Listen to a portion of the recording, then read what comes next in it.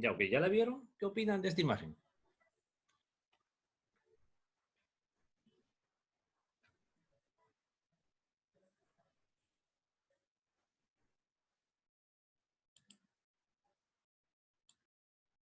¿Qué opina? ¿La Madrid qué opina?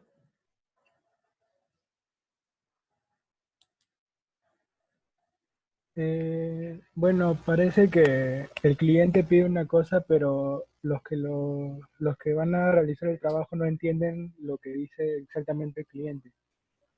Pues en realidad es cierto, ¿no? Chávez, ¿qué opina? Este, como, como dijo el compañero, ¿no? Lo que el cliente dice, uno lo puede interpretar mediante diferentes formas. Sí, es cierto, ¿no? Entonces ahí viene el tema. Eh, la pregunta eh, ¿es válido la observación, el punto de vista del cliente? ¿Es válido el punto de vista de los demás? En otras palabras, eh, ¿qué problemas detectamos nosotros ahí, no?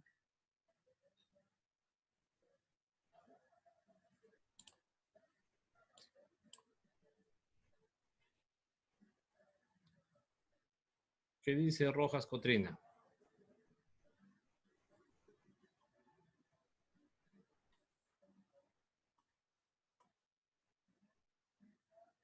¿Está Rojas? No está Rojas.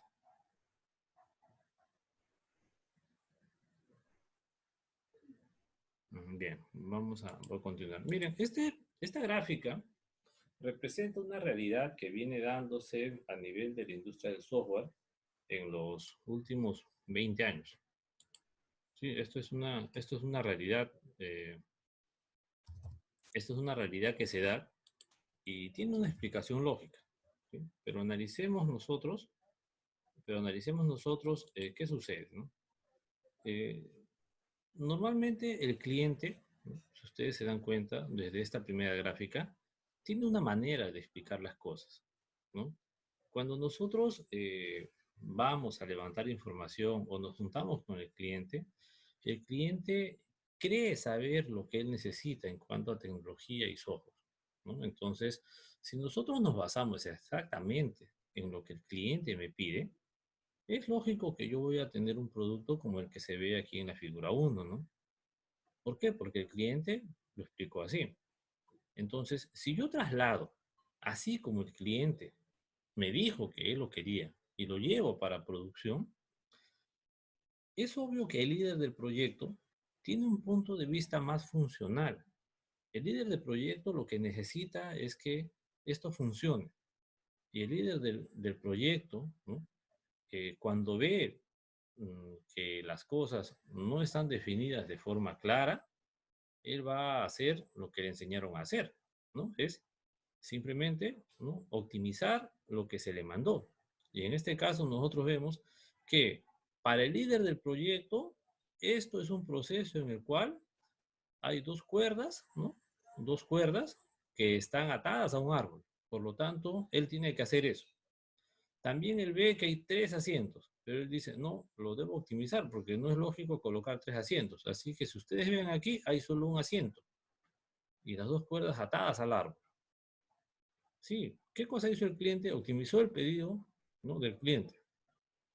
Pero una cosa es lo que el líder del proyecto indica y otra cosa es el diseño que hace el analista.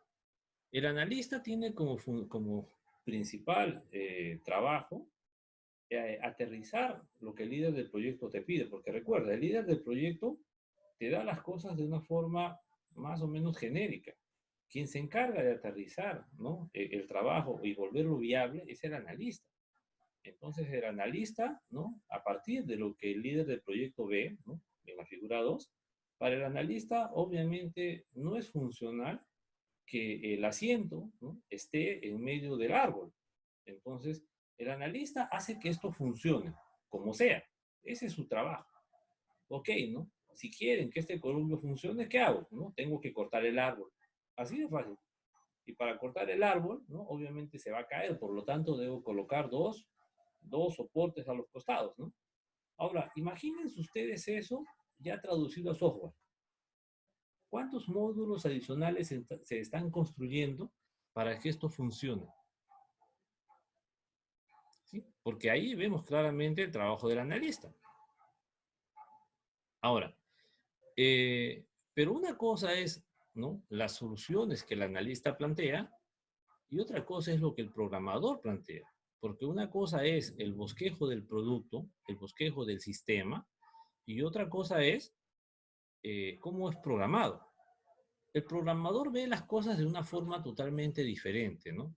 Para el programador, ¿no?, el hacer esta estructura como el analista está indicando no es factible, porque está colocando módulos adicionales. Entonces, ¿qué es el programador? ¿No? Su trabajo es reducir la cantidad de código para que el software funcione de manera más o menos correcta. Por lo tanto, para el programador es fácil amarrar, ¿no?, la soga al tronco. Sí, pero para él es, no, mejor lo amarro al tronco base y ya está, ¿no? Es por esa razón que el producto se programa de esta forma. Y si ustedes se dan cuenta, ¿no?, se está llevando un error desde la figura 1, desde cómo lo explicó el cliente. Y seguimos y vemos que en el punto 5, ¿no?, el consultor del negocio, ¿no?, aquel que se encarga de las relaciones públicas, aquel que se encarga de vender el producto, cómo lo piensa o cómo lo vende, ¿no? Lo vende como si fuera un super columpio con un sillón, ¿no?, que es el mejor columpio de todos. Sí, porque ese es su trabajo también. Y si vemos en la parte 6, lo documentado del producto y del proyecto. ¡Wow! No hay documentación porque es ilógico hacer documentación para un Frankenstein como el que nosotros estamos viendo en las figuras 2, 3, 4 y 5. ¿Sí se dan cuenta? Ahora, y cuando esto quiero ponerlo en producción, ¿no?, ¿cómo lo instalas? Funcionalmente, ¿vas a instalar todo como está? Si vimos que se programó una soga, ¿no?, con el columpio en el piso. Bueno, no es necesario el columpio, solamente instalamos la soga. ¿Sí? Lo que costó, miren, el valor de una montaña rusa. El soporte del producto, no hay soporte de productos, ustedes se fijan, ¿no? Y la última gráfica te dice, ¿no?, lo que en realidad el cliente necesitaba. Bueno. Ahora la pregunta es para ustedes, ¿cuál es el problema real de este proyecto? ¿Mm? ¿Cuál es el problema real de este proyecto? ¿Quién adivina? Profesor, creo que a mi parecer es que el cliente no supo expresar lo que quería en realidad. Y por eso, a causa de que no supo expresarse bien, todo lo que quería, ¿no?, para ese producto, ha fallado en cada etapa. Pues en realidad sí, es cierto. ¿Otra opinión? ¿Otra opinión? Solís, ¿qué dices?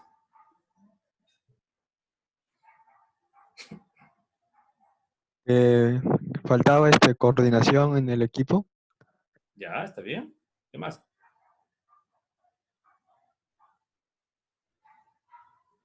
Eso más. Ahora, si nosotros analizamos, vemos que el error nace desde la primera imagen, ¿correcto? Por lo tanto, el problema se da, ¿no?, en este proceso, ¿no? ¿Cómo lo explicó el cliente? Pero aquí hay algo que nosotros debemos tener en cuenta, ¿no? En un proceso de desarrollo, nosotros no buscamos culpables, y menos buscamos culpar al cliente, porque la función del cliente no es darnos a nosotros la información como nosotros la necesitamos, porque el cliente no tiene esa formación. El cliente no es experto en software, el cliente no es analista de sistemas, el cliente no es diseñador de sistemas. Por lo tanto, ¿quién cometió el error ahí? ¿Mm? ¿Quién cometió el error?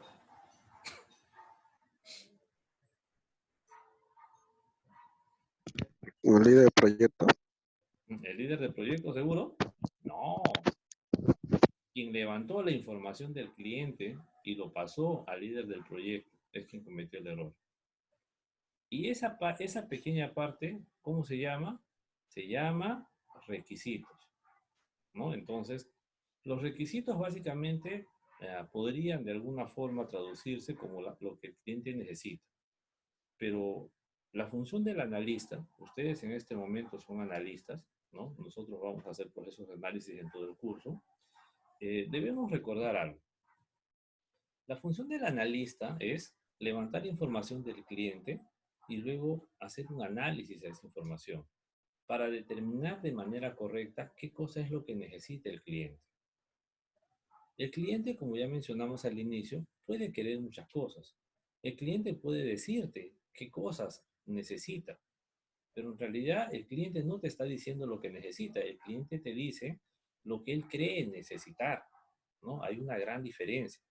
Entonces, el trabajo del analista es especificar de manera correcta y clara qué cosa es lo que el cliente necesita para su negocio. Esa es la razón del fracaso de una gran cantidad de proyectos. No se olviden, todo lo que viene después es una cadena lógica de consecuencias a partir de una mala especificación de los requisitos del sistema. No se olviden eso, por favor. Cuando nosotros hablamos de RUP, nosotros hablamos, ¿no?, de ciertos elementos. Como ya mencionamos hace rato, RUP es una metodología de desarrollo de software, es la metodología clásica. Básicamente RUP es una especificación. En el aula virtual yo he cargado, ¿no?, para que ustedes descarguen la versión de RUP, ¿no?, una de las últimas versiones de RUP, ¿no? Es como un libro virtual básicamente en el cual te dice qué tienes que hacer, ¿no? Y te da detalles, ¿no?, de incluso, ¿no?, de los elementos que interactúan o actúan o son responsables, ¿no?, dentro de todo el proceso de desarrollo. Entonces, si alguno quiere especializarse en lo que es desarrollo de software, uno de sus trabajos inmediatos es entender RUP, ¿no? RUP es como la Biblia, ¿no? De ahí sacamos todos nosotros, todos en general, sacamos todas las bases para poder hacer desarrollo de software, ¿sí? Entonces, RUP es una especificación. Pero a la par, RUP viene, ¿no?, o con algunas buenas prácticas, ¿no? Entonces, antes de empezar a ver lo que es RUP, ¿no?, RUP te recomienda que tú, ¿no?, en tu proceso de desarrollo utilices buenas prácticas. La última versión, ¿no?, de estas buenas prácticas, ¿no?, con las cuales todavía estamos nosotros conviviendo, especifica 6 mejores prácticas que tú deberías considerar para hacer tu proceso de desarrollo, ¿no? Y es lo que estamos viendo en esta gráfica. Por favor, confirmen, ¿se ve en la pantalla? ¿Se ve Sí, en la profesor. pantalla? Ok, ahí tenemos desarrollo interactivo, administración de requisitos, uso de componentes arquitectónicos, modelamiento visual, verificación continua de la calidad y administración de cambios, ¿no? Entonces, ¿qué cosa es desarrollo interactivo, ¿no? Básicamente, el desarrollo interactivo tiene que ver con los procesos, ¿no?, de desarrollo, es decir, con la forma como yo voy a organizar el proceso de desarrollo. Y en esta parte, ¿no?, si ustedes se fijan, el desarrollo interactivo tiene que ver con el enfoque que nosotros vamos a colocar al proceso. En este curso no vamos a ver esta buena práctica. Esta buena práctica la van a ver ustedes en el siguiente curso de Ingeniería de Software 2, cuando vean ustedes modelos de ciclo de vida con más detalle y van a ver cómo es que se estructuran, ¿no?, los modelos de ciclo de vida que ya habíamos explicado en la sesión pasada, ¿no?, que tiene que ver básicamente con la parte de gestión del proyecto. Otra segunda práctica que sí vamos a ver nosotros aquí es la gestión de requisitos. Recuerden ustedes, ¿no? O sea, ¿cómo hacemos la gestión de requisitos? Bueno, la gestión de requisitos en realidad se hace a partir de un proceso cognitivo, es un análisis. Nosotros analizamos el mundo del problema, el mundo real, y en base a eso determinamos las necesidades, ¿no?, que tiene el cliente para solucionar estos problemas que lo aquejan, ¿no? Bueno, cuando hablamos del cliente hablamos de la empresa en sí, ¿no? Luego, a partir de estas necesidades se identifican las características, ¿no?, que en algunos textos, ¿no?, se traducen como los requisitos, ¿no?, o las funcionalidades que debería tener mi software. Por esa razón, ¿no? Tú tienes las necesidades, ¿no? Se analizan y se procesan para poder determinar cuáles son las características que mi software va a tener. Por esa razón, esto da lugar a los requisitos del software. Los requisitos del sistema o del software en sí que se va a construir. Se fue la señal.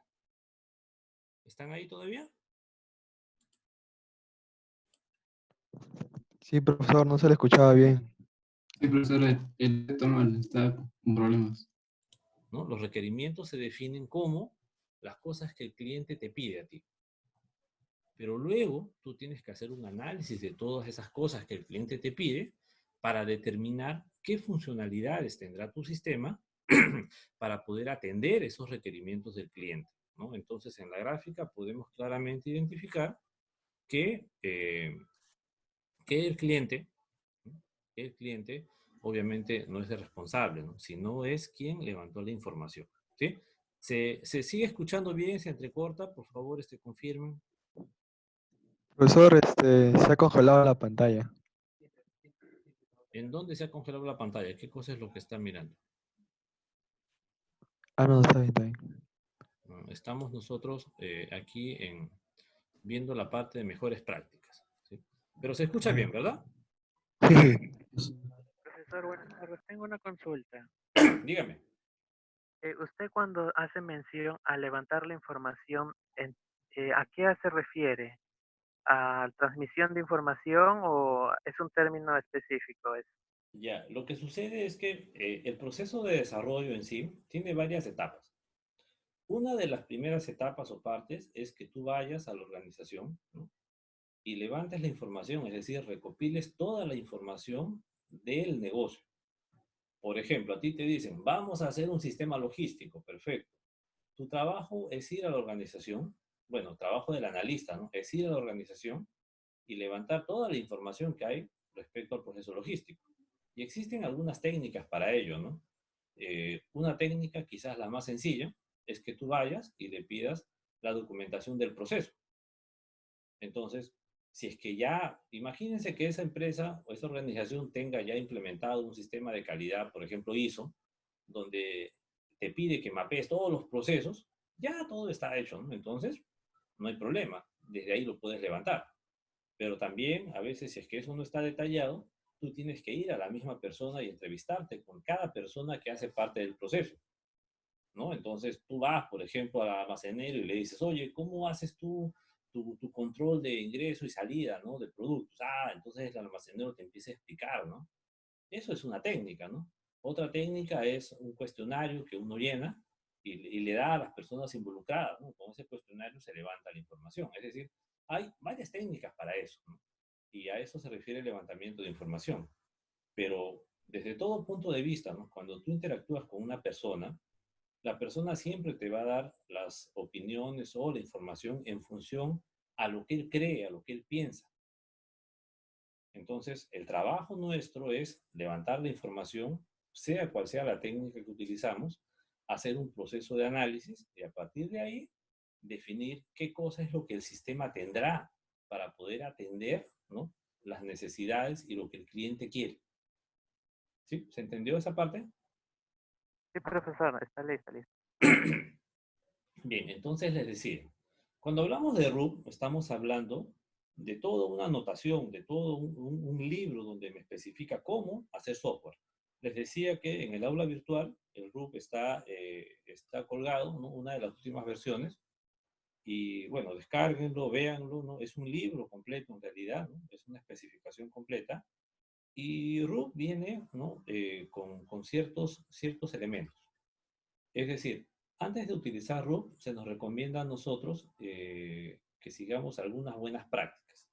Estas son los seis puntos que estamos viendo, son las buenas prácticas que me recomiendan a mí utilizar en un proceso de desarrollo. Justo yo les mencionaba que el desarrollo interactivo, ¿no? Tiene que ver con la parte del modelo de ciclo de vida. Esto no lo vamos a ver nosotros ahora. Eso lo van a ver en el siguiente curso.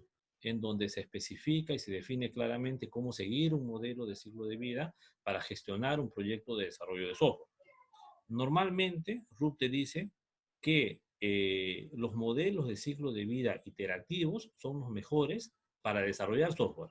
Así que tú deberías utilizar un modelo de ciclo de vida iterativo, ¿no? O prototipado, que también está dentro de los iterativos, ¿no? Eso es lo que te está diciendo. Luego tenemos otra buena práctica llamada la gestión de requisitos. Y justo nosotros aquí hacíamos mención que las necesidades, ¿no?, se definen en función a los problemas que tiene una organización o a su mundo. Entonces aquí es donde nosotros empezamos el trabajo, ¿no? Vamos y levantamos información acerca de su proceso. Y en ese proceso es obviamente donde está el problema, ¿no? Determinamos las necesidades y en función a ello definimos las características que va a tener mi sistema, es decir, los requisitos del sistema, ¿no? No hay que confundir, ¿no? Una cosa es el requerimiento y otra cosa es el requisito. El requerimiento es lo que me da el cliente, ¿no? El cliente me dice, quiero que me ayudes en automatizar mis ventas, quiero que me ayudes en automatizar la compra de pasajes aéreos, quiero un reporte, quiero esto, quiero lo otro. Eso es lo que él te pide. Pero tú debes hacer un análisis y a partir de ahí identificar cuáles serán las características o cuáles serán las funcionalidades que tu sistema va a tener para poder atender esos requerimientos. ¿Sí? Hasta ahí. ¿Se entiende? ¿Se cortó la señal? ¿Me escuchan bien? Sí, por favor, avísenme. Sí, profesor. Ya, ok. Entonces, continuamos. A partir de los requerimientos se definen dos cosas, ¿no? Las características del sistema y obviamente las características del software, ¿no? Recuerden que hemos hablado, ¿no? Una cosa es el sistema, el modelo de negocio, el proceso de negocio, y otra cosa es el software, ¿no? Las características de los dos. En base a esto, ¿no? En base a estos requisitos que nosotros hemos obtenido, se definen obviamente, ¿no?, el diseño del sistema, ¿no?, las pruebas del sistema y se define también la documentación para el usuario, ¿no? Y aquí es donde empieza el proceso de desarrollo, ¿no? Entonces, RUP te recomienda que tú hagas una correcta, ¿no?, administración de requisitos. Y la herramienta más utilizada, ¿no?, y la mejor herramienta para poder hacer la gestión de requisitos es utilizar casos de uso. ¿Sí? Así, casos de uso, ¿no? Que es lo que nosotros vamos a empezar a ver, ¿no? Si nosotros retrocedemos 20 años atrás, los casos de uso, bueno, más, ¿no? Ya 30 años atrás, los casos de uso no se utilizaban, ¿no? Sino se utilizaban otras técnicas, ¿no? Por ejemplo, las tarjetas CRC, ¿no? El control de responsabilidades del cliente, ¿no? Y así otras técnicas, ¿no? Pero hoy en día, para la gestión de requisitos, utilizamos los modelos de casos de uso, ¿no? Eso es una recomendación, ¿no?, de RUP, ¿no? Te dice, una buena práctica es que tú hagas eso. Pero tú puedes decir, no quiero usar eso, pues, ¿no? Bueno, si tú no quieres usar eso y quieres utilizar alguna otra técnica, perfecto. RUP no te dice no lo hagas, pero sí estás, ¿no?, incurriendo en una mala práctica, porque no necesariamente esa técnica que tú estás utilizando, ¿no?, te va a dar los buenos resultados que sí te da caso de uso. ¿Sí? ¿Se entiende hasta ahí? ¿Sí? Hablen, por favor, ¿se entiende? ¿Dudas, Sí, profe. preguntas? Sí, profesor. Ok, entonces, esto es la segunda buena práctica.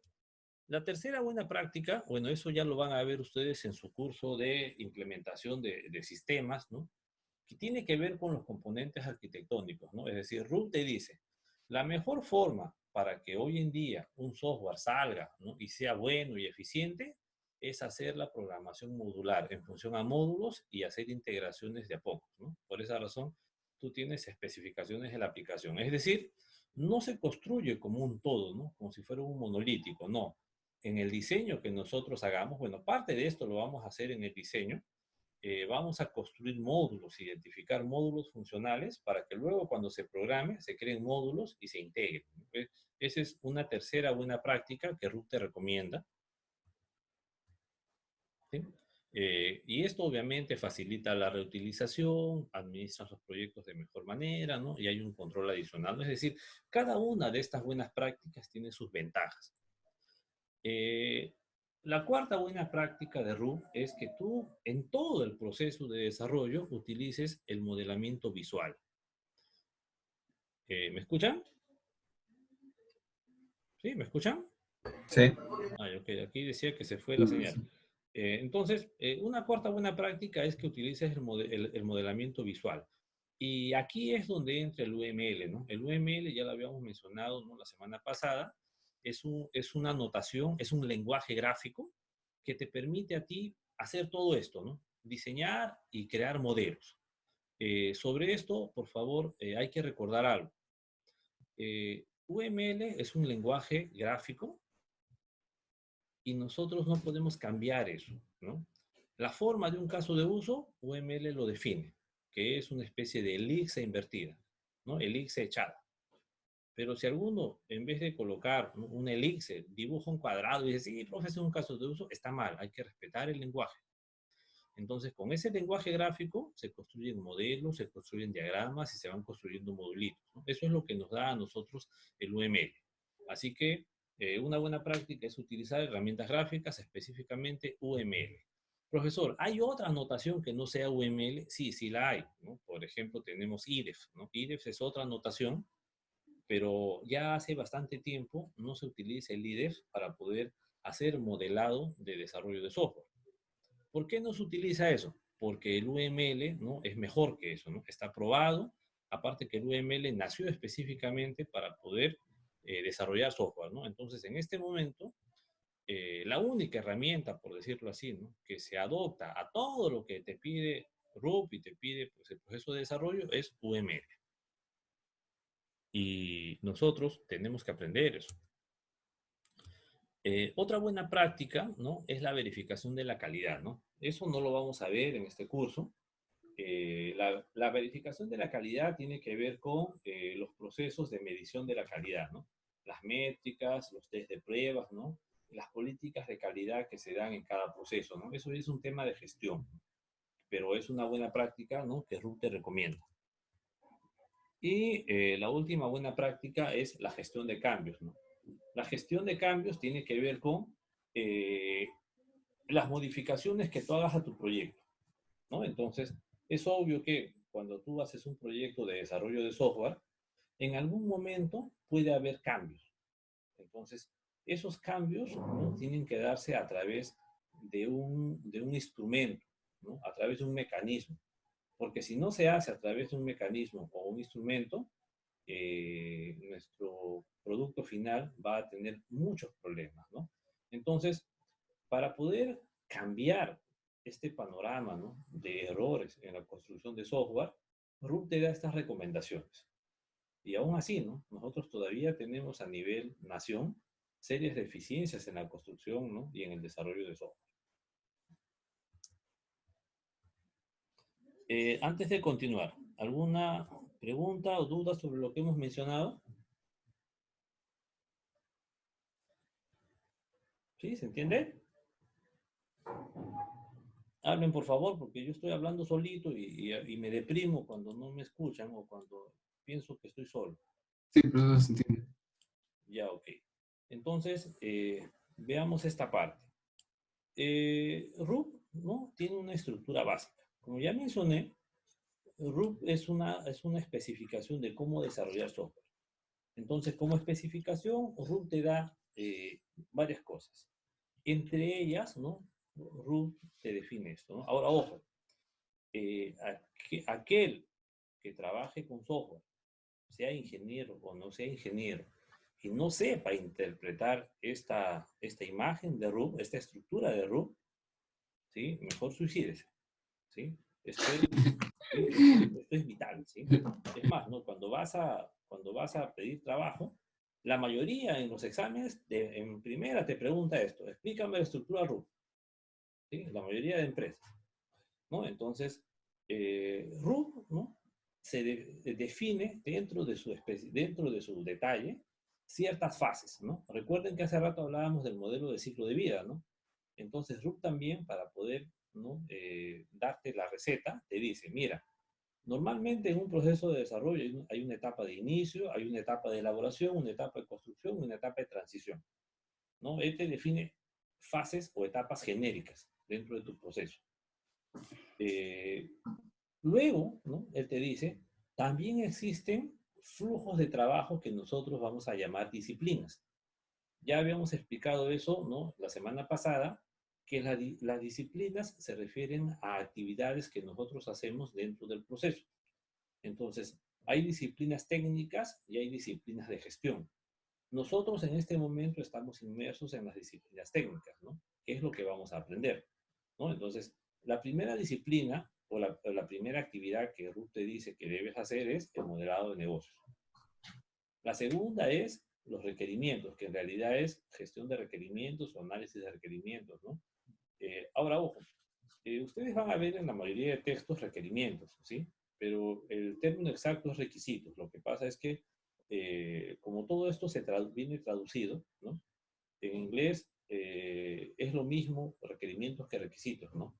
Sino que está en función a la sección, ¿no? Entonces, en realidad esto se refiere a requisitos, ¿no? Por esa razón, en algunos libros, ustedes, o en algunas publicaciones, ustedes van a ver que a los requisitos le llaman requerimientos, ¿no? Y viceversa. Pero hay que tener nosotros, ¿no? En la cabeza que los requerimientos, ¿no? Vienen del cliente y los requisitos vienen del análisis que ha hecho el analista después de que el cliente le dio los requerimientos. Sí, o sea, en realidad son cosas diferentes, ¿no? A veces se mezclan, no tienen mucha similitud, pero hay que hacer la diferenciación.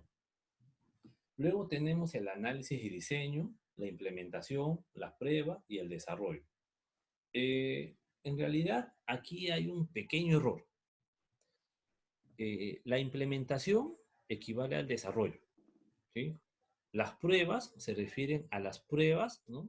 De todo el software creado. Y esto que está aquí abajo de desarrollo, en realidad es implantación, ¿sí? Aquí ha habido un error, ¿no? A la hora de colocar, es implantación, por favor. Entonces, ¿a qué se refiere la implantación? Se refiere al momento en el cual tú ya tienes el producto desarrollado y vas a la empresa y lo configuras y lo instalas para que, ¿no? Los usuarios lo utilicen, ¿no? A eso se refiere, ¿no? Y en la parte baja, ¿no? Dice flujos de trabajo de soporte. Esos flujos de trabajo de soporte normalmente son para los que gestionan el proyecto, ¿no? Administración, configuración, ¿no? Ambiente, ¿no? Que es tratamiento con las personas, ¿no? Entonces, en este momento nosotros solo nos vamos a enfocar en los procesos, ¿no? De la parte superior, los que están en color celeste, ¿no? Ahora, si ustedes se fijan, ¿no? En el cruce de la disciplina con la etapa, si ustedes se fijan, hay ciertos montículos, ¿no? ¿No? Que son como cerritos que están colocados ahí, ¿no? ¿Los ven? ¿Sí? ¿Se ven esos pequeños cerritos que están ahí colocados? Sí. Ahora, ¿qué significa eso? Esos cerritos, ¿no? Representan volumen de trabajo, ¿no? Entonces, si ustedes se fijan, ¿no? El modelado del negocio, ¿no? Se realiza más en la etapa de inicio y en la etapa de elaboración. En la fase de construcción, casi ya no se hace mucho. Y en la fase de transición, prácticamente nada, ¿no? Entonces, esto me dice que cuando yo tengo un proyecto de desarrollo de software, obviamente debo poner más énfasis y más gente en la parte de modelado de negocio, ¿no? Imagínense ustedes que yo primero me asegure con desarrolladores, ¿no? Y en la fase de inicio no tenga analistas de negocios, ¿no? Ahora, los requerimientos, si ustedes se fijan, el mayor flujo de trabajo de análisis de requerimientos o requisitos es en la fase de elaboración, ¿no? Luego ya disminuye, ¿no? El flujo de trabajo, ¿no? Entonces, con esto nosotros podemos tener una idea de cuánta gente podemos contratar, ¿no? O captar para que nos apoye en estos procesos. Ahora, si ustedes se fijan, el análisis y diseño, prácticamente en la fase de inicio no hay nada. Recién en la fase de elaboración y la fase de construcción, la mitad nomás, ¿no? Y de ahí ya casi no hay nada. Con respecto a la implementación, ¿no? Que tiene que ver con el desarrollo mismo, es decir, los programadores. Si ustedes se fijan, en la fase de inicio no hay nada. La fase de elaboración, recién, ¿no? Algo de programación, poco a poco, ¿no? Y toda la fase de construcción, miren, no hay sí, ¿no? Trabajo constante para los programadores. Y, ¿no? luego hay un pico en la transición, hay un pico pequeño, ¿no? De programación, ¿no? Eso es más o menos para hacer algunas correcciones que puedan darse en el software, pero ya no es un flujo tan grande. Entonces, de esta manera, ustedes pueden tener una idea de cuántas personas o cómo es el volumen de trabajo en cada una de las etapas, ¿no? Y esto lo debe manejar al revés y al derecho el jefe del proyecto. Fíjense ustedes en las pruebas, ¿no? Las pruebas en la fase de inicio no hay nadie, ¿no? Recién en la fase de elaboración empiezo a hacer pruebas pequeñas, ¿no? Ya acabando la fase de construcción en la última etapa, recién ahí, ¿no? Más grandes las pruebas y en la fase de transición bueno, va bajando, ¿no? Y la etapa de implantación, ojo, esto es implantación, en vez de desarrollo es implantación, sí, aquí había un error, nuevamente les digo. Miren, ¿dónde empieza?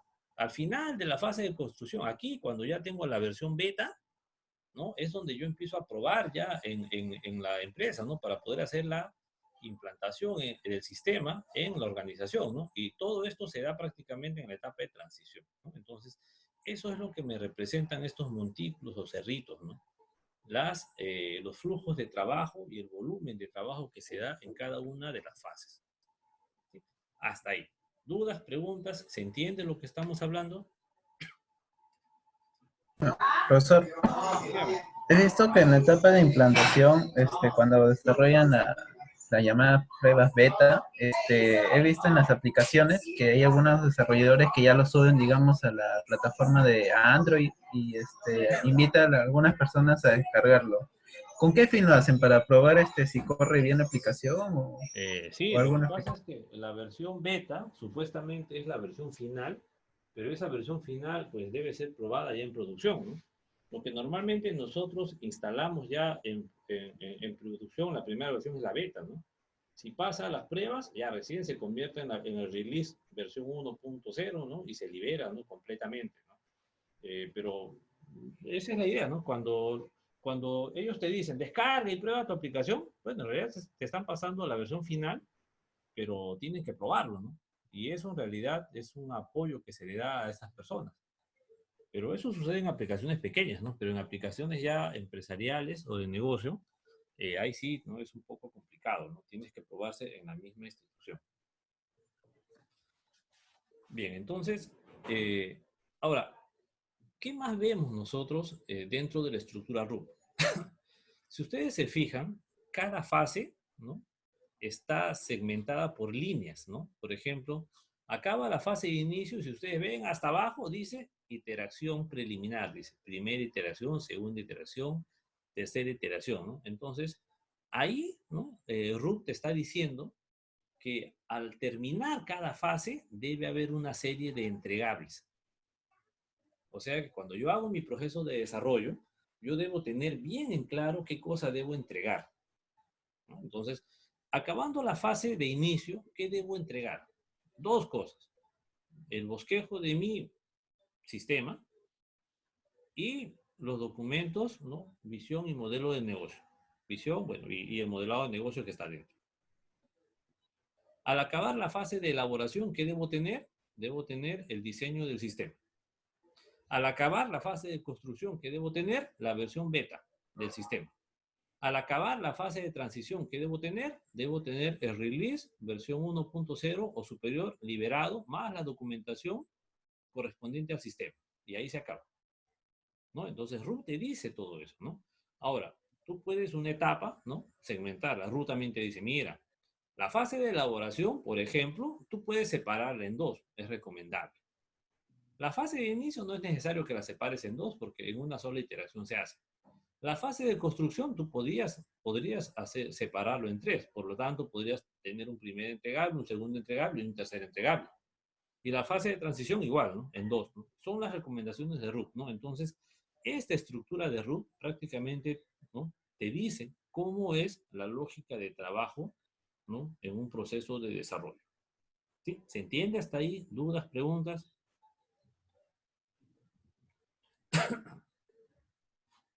Profesor, con el término iteraciones se refiere a los entregables, ¿verdad? Sí, sí, se refiere a los entregables, ¿no? Por eso, iteraciones. La iteración se refiere obviamente al trabajo que yo hago, entrego, ¿no? Y obviamente ahí hago una interacción con el cliente, ¿no? A eso se refiere. Una interacción, una primera interacción con el cliente, una segunda, una tercera, ¿no? Eso es lo recomendable, ¿no? Ahora, si tú quieres tu proceso de construcción separarlo en más interacciones, bueno, RUC te dice, no hay problema si quieres 4, 5, 6, depende de ti. Pero lo recomendable es lo que RUC te da aquí, ¿no? Ahora, si tú quieres menos interacciones, también, ¿no? Pero eso sí, ¿no? Debes respetar las 4 etapas o fases que hay, ¿no? Esto hablando propiamente de el proceso en sí de desarrollo, ¿no? Los que hacen la gestión. Bien, esta parte, no, esto solo es herramientas, ¿no? Es un cherry para las herramientas, no hay problema, lo vamos a pasar, ¿no? La estructura RUC, que es lo que yo les he explicado, ¿no? Ya ustedes lo van a leer con más calma. Las etapas y fases también, esto es lo mismo, necesito que ustedes lo revisen con calma y lo vean, pero es lo que yo les he explicado. Aquí nos hace la especificación de qué cosas se entrega en cada etapa, ¿no?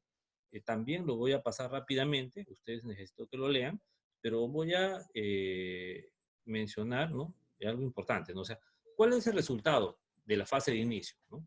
El resultado es tener una visión general del proyecto, los requerimientos, y acá nos dice claramente qué debo entregar, miren, el modelo de negocio, el modelo de casos de uso inicial y modelo del dominio, 10 al 20%. Identificación de riesgos, estimación de recursos. Es decir, todo esto yo debo entregar al cliente, hablando de un proceso real, ojo, ¿no? Nosotros por ahora estamos haciendo una aproximación a cómo es el proceso de desarrollo, pero obviamente no vamos a desarrollar todo esto en el curso, ¿no? Solamente la parte que nos corresponde. Bueno, la fase de elaboración, igual, me voy al final, miren, ¿qué debemos entregar en la fase de elaboración? El modelo del dominio y modelo de casos de uso al 80% completo. Otros requerimientos no funcionales o que no estén asociados a los casos de uso, descripción de la arquitectura, un prototipo ejecutable, miren, una lista de riesgos, plan de desarrollo, manual de usuarios, ¿no? Entonces, ahora que ustedes pasen, ¿no? A trabajar con el profesor Quito en taller de análisis y diseño e implementación, ustedes van a entregar todo esto, ¿no? O sea, ya formalmente, ¿no? Y si ustedes salen de aquí, ¿no? Y hacen un proceso de desarrollo, ¿no? O los contratan para hacer un software, ustedes ya saben qué van a entregar. Ahora, y el tema es los tiempos. Bueno, los tiempos ya lo definen ustedes a través de un cronograma, ¿no? Entonces hay un cronograma donde dice, ¿no? En qué fecha empieza la fase de inicio, en qué fecha acaba, en qué fecha, ¿no? O sea, todo esto está con un cronograma de trabajo. Y aquí yo ya les pongo en bandeja las cosas que deben hacer. Dependiendo del tipo de software que construyan y dependiendo también de lo complejo del software, es posible que no todas estas, ¿no? Estos entregables se hagan, ¿no? Por ejemplo, hay algunos que se pueden evitar, pero dependiendo del tamaño del software, ¿sí? Eso ya lo vamos a ver más adelante.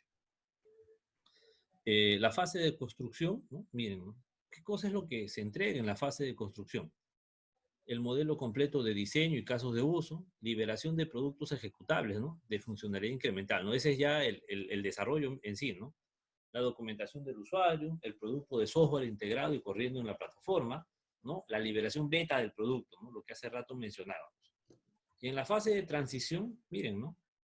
Las liberaciones ejecutables del producto, ¿no? Las pruebas beta, los manuales de usuario, la documentación de desarrollo actualizada, la capacitación o entrenamiento de usuarios y la distribución del producto, ¿no? Entonces, acá tenemos todo el panorama, ¿no? De qué cosas se hace en un proceso de desarrollo, ¿sí? Bueno, ya sabemos qué se hace, ¿no? Ahora el tema es cómo se hace, ¿no? Eso ya es otra cosa, ¿no? Bueno, acá explicamos la interacción, ya habíamos mencionado hace rato qué cosa es cada una de ellas. Este es el detalle de lo que vimos en la imagen inicial, ¿sí? Ya ustedes lo deben revisar.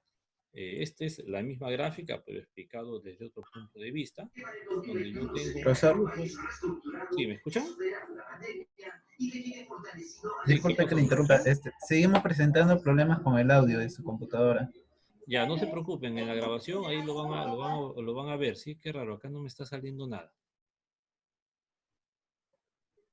Ya, pero en la grabación igual va a estar todo esto, no se preocupen. ¿Ahorita me escuchan mejor? Sí, hay momentos nomás que se retrasa su audio, por eso. Ah, es por el tema es posiblemente por el tema de la señal de internet, que justo a estas horas pues todo está lleno. Les decía que esta es otra gráfica. Denme un momento, por favor, quiero revisar mi señal, un ratito.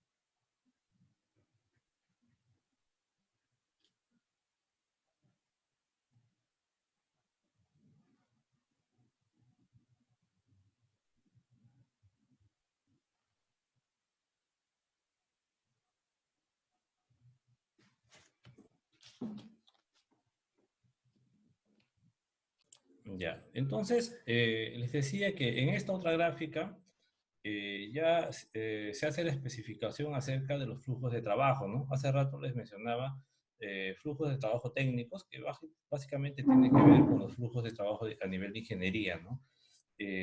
Nosotros tenemos que trabajar en eso, es decir, nuestra tarea en este curso es aprender esto, ¿no? Modelamiento de negocio, análisis de requisitos, análisis y diseño del sistema, implementación, que básicamente es la programación o el desarrollo, las pruebas del sistema y la implantación, ¿no? Eso es lo que nosotros tenemos que hacer. Esta parte, los flujos de trabajo de apoyo, eso ya lo van a ver cuando vean el tema de gestión de proyectos de desarrollo de software, ¿no? Ahí se integra todo esto, ¿no?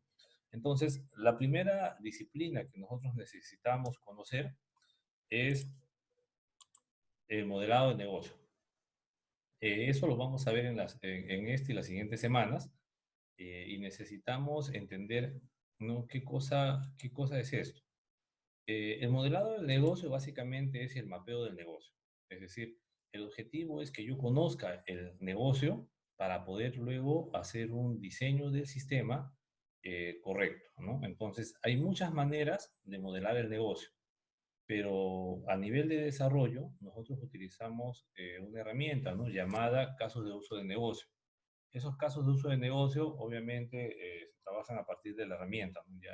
Rational, vamos a trabajar ahí, pero nosotros también encontramos modelos de negocio ya definidos y diseñados a partir de la propia organización, ¿no? Por ejemplo, ellos utilizan hoy en día, la mayoría de organizaciones utilizan hoy en día el BPMN, ¿no? Que es la notación de procesos de modelado de negocio, ¿no? Que se ha vuelto prácticamente mundial, ¿no? Entonces es posible que nosotros cuando lleguemos a una organización y nos pidan automatizar su proceso, encontremos la documentación del modelo de negocio en BPMN, ¿no? Que la herramienta que se utiliza para ello es el Visagi, ¿no? Bueno, es una de ellas, ¿no? No es la única, pero el Visagi también es una de las herramientas más adoptadas, ¿no? Pregunta, ¿conocen ustedes esta herramienta? ¿Conocen el Visagi? ¿Sí? ¿Alguno de ustedes ha visto eso?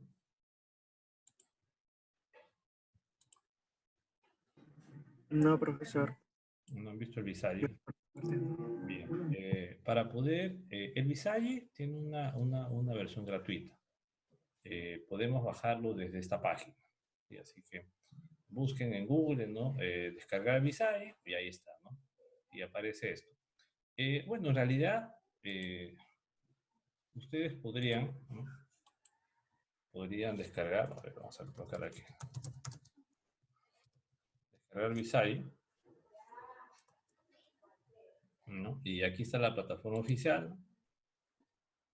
¿Sí? Visagi.com es una organización. Sí, y acá está, ¿no? Y obviamente, aquí está, ¿no? Descargar Visagi Modelador. Esto es, ¿no? Esto lo descargan y lo instalan. En mi caso, yo ya lo instalé, pero vamos a descargarlo de nuevo desde aquí.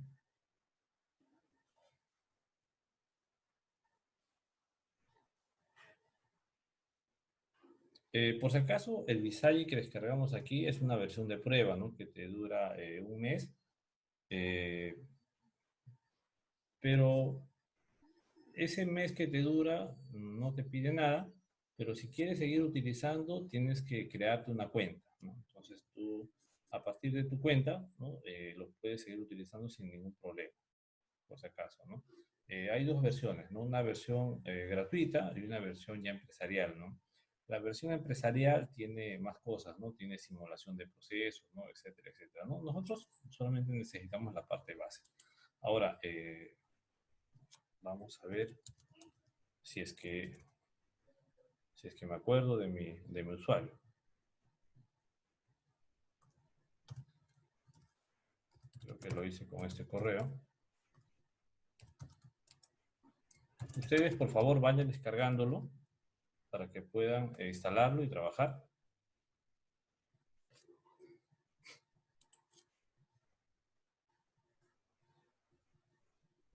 Sí, los que están en su máquina, ¿no? Ya los que no tienen máquina, tomen nota y ya cuando estén en su máquina tienen que instalarlo sí o sí, por favor, porque vamos a necesitar esto para poder ver algunos procesos.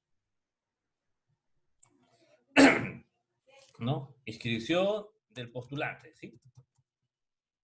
Otra gran actividad, ¿no? Será el examen de admisión, ¿no? Sí, examen de admisión. Sí, rendir examen de admisión, ¿no? Otra gran actividad. Y luego otra gran actividad, ¿no? Será realizar matrícula. Acostúmbrense siempre a escribir con verbo. ¿Sí? Acostúmbrense, por favor, a escribir con verbo. Realizar inscripción del postulante, rendir examen de admisión, realizar matrícula. Miren que son grandes actividades. ¿Sí? ¿Hasta ahí se entiende? ¿Dudas, preguntas? Bueno, continúe. Voy a colocar esto más abajo. Ahora, esto todo lo voy a combinar celdas. ¿Sí? Esto está aquí. Por ahí vamos a ordenar la tablita para que se vea más bonita. Al centro. Ya está. Ahora, yo tengo realizar el proceso de inscripción. Esto es una gran actividad. Tengo 3 grandes actividades acá. Pero ahora veo tareas, ¿no? Ahora, la tarea también es una actividad, pero es una actividad menos compleja. Entonces, ¿cómo hago yo el proceso de inscripción? Bueno, en realidad para inscribirme, ¿no? Una tarea será realizar pago al banco. Realizar pago, vamos a colocar nada más, ¿no? Otra gran actividad será, otra tarea será presentar documentos. Y otra tarea, ¿no? Dentro de la inscripción del postulante podría ser ¿no? El registro, ¿no? ¿Sí? Registrar, podría ser registrar especialidad. Así, bueno, ya tengo, miren, 3 tareas, ¿no? Entonces, esta actividad que nosotros estamos colocando tiene 3 tareas que hacer. Ok, ¿no? Entonces, continuamos con ello. Pero las rutinas son tareas más sencillas, más simples, ¿no? Entonces, para realizar el pago, ¿qué rutina haré, no? Entonces, podría ser, a ver, voy al banco, ¿no? Una rutina será, pues, aunque no sé si se sigue haciendo esto, ¿no? Llenar formulario de pago. Miren, formulario de pago. ¿Sí? Una rutina, que es una tarea bien sencilla. Otra rutina podría ser, así, realizar la entrega de dinero. ¿Así? Perdón. De dinero. Algo sencillo, ¿no? Luego por ahí, no sé, será recabar, ¿no? Recabar recibo de pago. Miren, otra rutina. Y una vez que yo hice esto, no sé, quizás por ahí sea otra rutina, registrar pago realizado. ¿No? Entonces, si ustedes se fijan, lo que estamos haciendo es definir complejidades. ¿No? Ahora, la pregunta es, cuando nosotros, ¿no? Definimos esto, vemos que para las actividades, ¿no? Para las rutinas, ¿no? Se dan reglas. Es decir, una regla viene a ser una condición, ¿no? Ahora, llenar formulario de pago, no sé, ¿habrá una regla para llenar el formulario de pago? No sé, ¿qué tal si el banco dice, ¿no? Solo con lapicero azul. Si no, no te acepto tu formulario. No, miren, realizar la entrega de dinero. Bueno, acá no creo que haya ninguna regla, ¿no? Sí, porque igual te reciben. Recabar el recibo de pago, ¿no? Podría ser aquí presentar el DNI, ¿no? ¿no? Y aquí registrar el pago realizado. ¿Cómo registras el pago realizado, no? ¿no? ¿no?